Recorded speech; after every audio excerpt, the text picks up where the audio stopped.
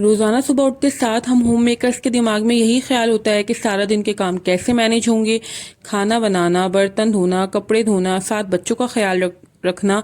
उठते साथ हम अपने बारे में नहीं सोचते कि चलो आओ अच्छी सी चाय बनाएं, फ्रेश होएं, बल्कि हम माँ बन के सोचते हैं कि बच्चों के उठने से पहले नाश्ता बन जाए, सारे काम हो जाएं। तो आज की इस वीडियो में मैं आपके साथ अपनी बहुत मज़ेदार सी एक दाल साग की रेसिपी शेयर करने वाली हूँ और साथ में आपको अपनी प्रोडक्टिव मॉर्निंग रूटीन दिखाऊंगी। उसके बारे में आपको कुछ टिप्स दूंगी कि कैसे आप दिन भर स्ट्रेस फ्री होकर अपने कामों को मैनेज कर सकती हैं। So let get started. अस्सलाम वालेकुम माय यूट्यूब फैमिली, कैसी हैं आप? उम्मीद है आप सब खैरियत से होंगी, मज़े में होंगी, फिट होंगी। ये देखिए, मैंने ना सुबह उठते के साथ सोचा, प्लानिंग, सबसे पहले आप प्लानिंग कर लिया करें कि अपने दिन को प्लान करना शुरू कर दें। एक दिन पहले ही आप अपने दिन को प्लान कर लेंगी, आपको पता होगा अगले दिन मैंने क्या बनाना है, क्या काम करने हैं, तो आप इजीली, आपको टेंशन नहीं होगी, आप उठते के साथ वो काम कर लेंगे। अगर आपने गोश्त बनाना है तो आप गोश्त डिफ्रॉस्ट करने के लिए रख देंगे।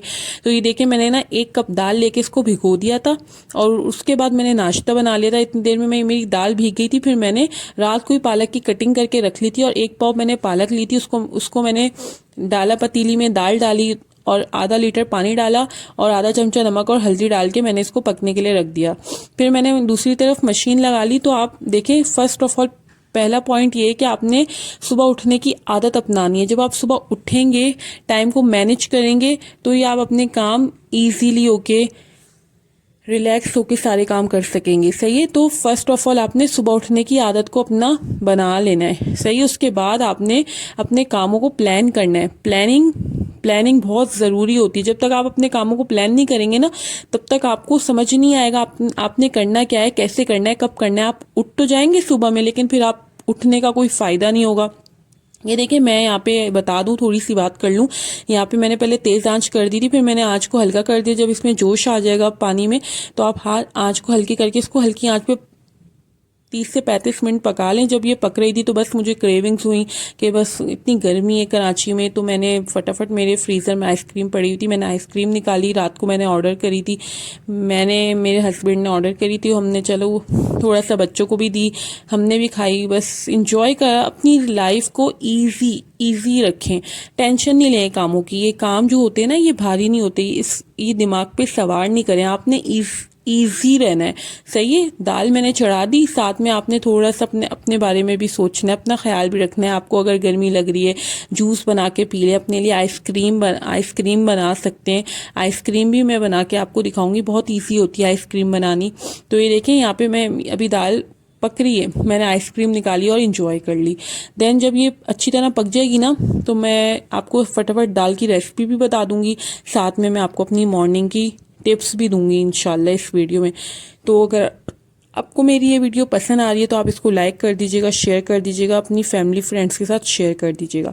देखिए, दाल उबल गई थी, दाल अच्छी तरह पक गई थी, उसको मैंने दूसरे बाउल में निकाल दिया। फिर उसी बाउल में मैंने ऑयल ले लिया हस्बे ज़रूरत, आधा कप आप ऑयल ले लें।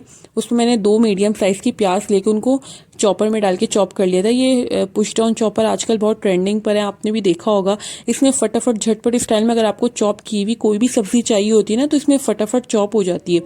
तो ये आप यूज़ में अपनी ईज के लिए ये छोटी छोटी इन्वेस्टमेंट कर लिया करें, इससे कोई इतना आपके बजट पे फ़र्क नहीं पड़ता है। सही है। मैंने भी ऑनलाइन दरास्ते से मंगवाया था, आप दरास्ते सर्च कर लीजिएगा, पुश डाउन चॉपर। ये 2 मीडियम साइज़ की प्याज मैंने ले ली थी, इसको आपने सॉफ्ट कर लिया। सॉफ्ट करने के बाद इसमें आप 1 चमचा ज़ीरा डाल देंगे और उसी पुश डाउन चॉपर है, ये जो मैं आपको चॉपर बता रही हूँ, मैंने यहाँ पे दिखाया नहीं प्रॉपर, क्योंकि बस गैस जाने का टाइम होता है। कराची में बहुत मसले चल रहे हैं, कभी गैस नहीं होती है, कभी लाइट नहीं होती है, तो इस वजह से मैं आपको बस जल्दी में मैं खाना बना रही थी, साथ में जो रिकॉर्डिंग मैं रिकॉर्ड कर सकी रेसिपी मैंने कर ली है। मैंने 1 चमचा लहसुन अदरक का पेस्ट डाल दिया था। प्याज, ज़ीरा और लहसुन अदरक का पेस्ट डाल के इसको ये अभी पकी रही है। सही है। मैंने वहाँ पे टमाटर लिए, टमाटर को भी मैंने ज़रा सा चॉप कर लिया। पुश डाउन चॉपर में 3 मीडियम साइज़ के टमाटर लिए, उसको भी मैंने ज़रा सा चॉप कर लिया और वो आप इसमें डाल देंगे। और उसके बाद ये जो दाल साग होती है ना, अभी मैंने बताया था उसकी कंसिस्टेंसी कैसी थी, उसको भी मैंने पुश डाउन चॉपर में 2 दफ़ा करके ना चला लिया था।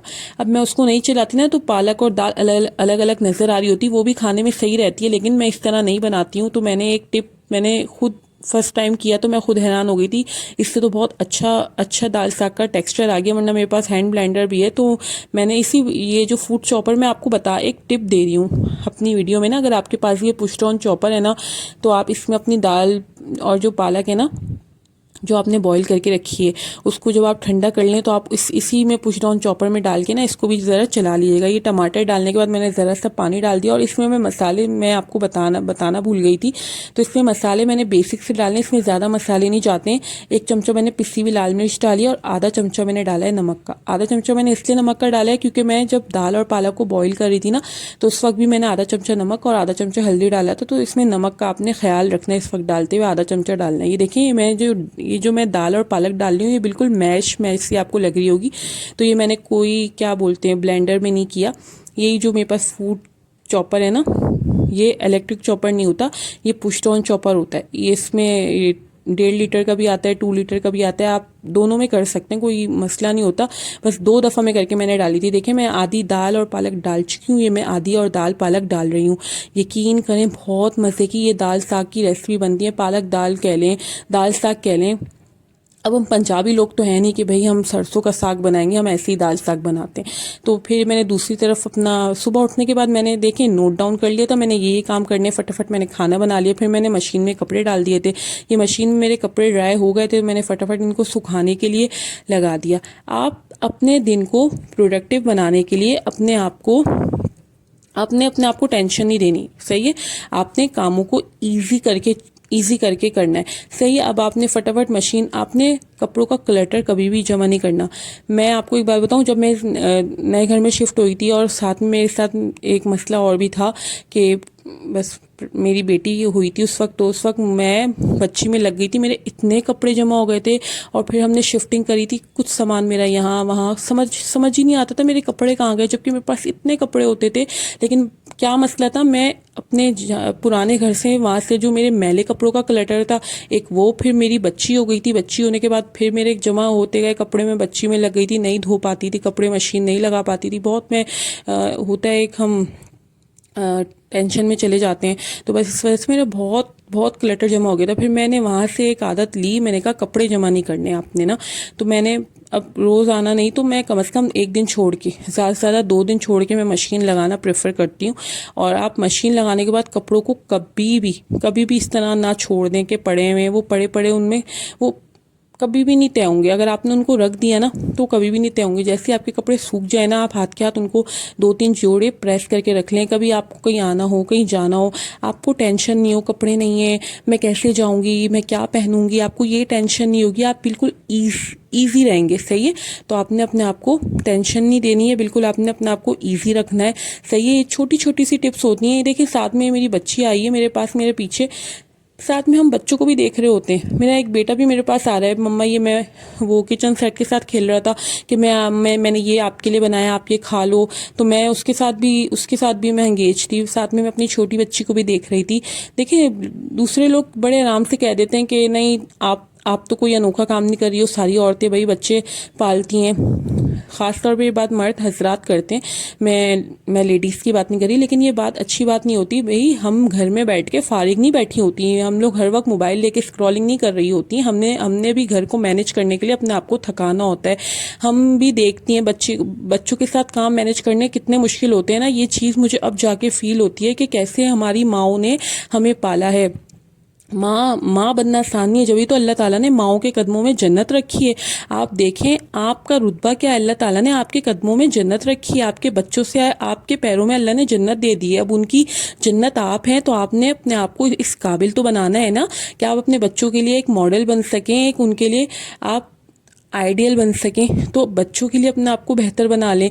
अगर आपके अंदर कोई भी बुरी आदत है, आप सोकर जल्दी नहीं उठती हैं, आप काम में थोड़ा सा आपको वीकनेस होती है, आपका दिल नहीं करता काम करने का, आप बच्चों के लिए उठ जाती है ना।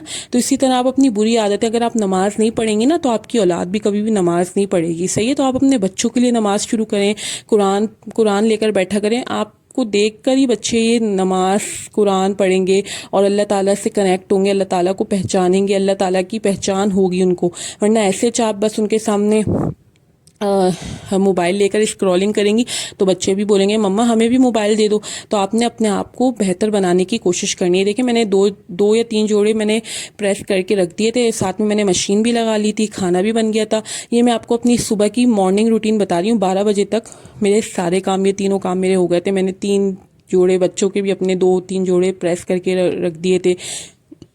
लॉन्ड्री कर ली थी, कुकिंग का मैंने देख लिया था। खाना बनाने की जो टेंशन होती है ना, अगर हम सुबह सुबह कर लेना इसका काम ख़त्म, तो फिर कभी भी किसी को भूख लग जाएगी ना, खाना घर में होना चाहिए पका हुआ।